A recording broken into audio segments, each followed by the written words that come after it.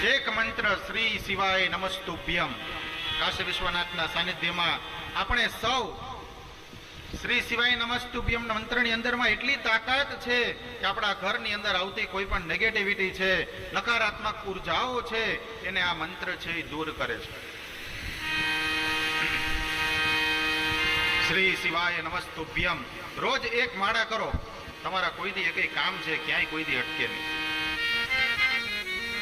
કાશી વિશ્વનાથની અંદર તો આ મંત્રની ઉપાસના ખૂબ થાય છે. અહીંયા 84 ઘાટ આવેલા છે. એમાં કેટલાય ઘાટો છે ને એનું મહત્વ છે. આપણે ઘાટે જાય પણ એનું મહત્વ આપણને ન ખબર હોય કે જ્યાં માં અન્નપૂર્ણા પોતે સાક્ષાત બિરાજમાન શંકર ભગવાનની બાજુમાં.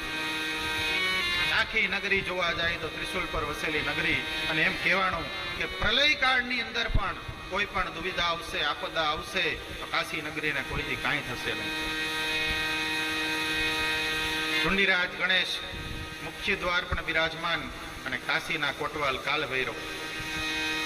કાશીમાં આવો પણ તમે આ 4 જગ્યાએ જો દર્શન ન કરો તો આપણી કાશીની યાત્રા છે એ પૂર્ણ નથી. પ્રથમ દર્શન ઢુંડીરાજ ગણેશના કરવા પડે. એ ગણપતિએ સિદ્ધ કરી દીધું કે મા બાપથી મોટું આ જગતની અંદરમાં કોઈ નથી. તમામ દેવો કાર્તિકેય ગણપતિ વિશ્વની પ્રદક્ષિણા લઈ ગઈ.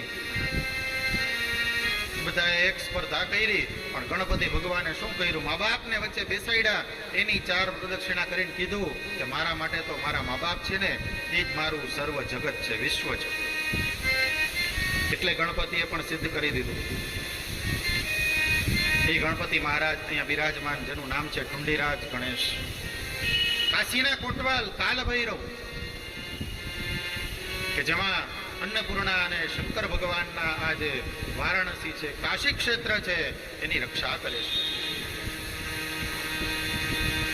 यहाँ पे जो गंगा बहती है वो गंगा भी कौन सी है तो कि उत्तर वाहिनी गंगा है. यहाँ का जो प्रवाह है वो उत्तर में बहता है. इसीलिए से काशी का महत्व है. काशी का महत्व ये है कि यहाँ पे जो कोई भी व्यक्ति आता है वो यहाँ से गंगा जल नहीं ले जा सकता.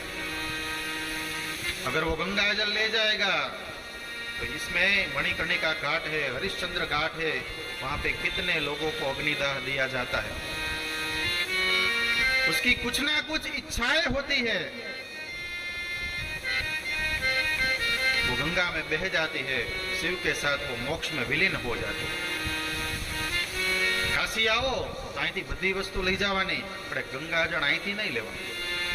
કેમ કે અહીંના ગંગાજળની અંદરમાં આપણા પૂર્વજોના જે અસ્થિ વિસર્જન કરવામાં આવે છે એની કોઈક ને કોઈક ઈચ્છાઓ હોય કે જેને પૂર્ણ કરવા માટે તો પોતે અહીંયા આવ્યા છે. આપણે એને આપણા ભેગા લઈ જાય તો એનો ઉદ્ધાર ક્યાંથી થવાનો? આજે પણ લોકો કાશીની અંદર આવે, હા કાશીનું લઈ જાઓ, તમે અહીંથી કાશીનું ચંદન લઈ જાઓ, અહીંની ભસ્મ તમે તમારા ઘરે લઈ જાઓ, માં અન્નપૂર્ણાની પ્રસાદી તમારા ઘરે લઈ જાઓ. તમારા ઘરે કોઈથી ધનના ભંડારથી કોઈથી ખૂટે નહીં.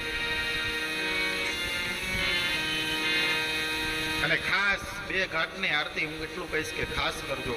દશાશ્વમેઘ ઘાટની ગંગા આરતી અને 80 ઘાટની ગંગા આરતી. અહીં આવ્યા છો તો ખાસ ગંગા આરતીનો લાભ લઈને તમારા ઘરે જજો,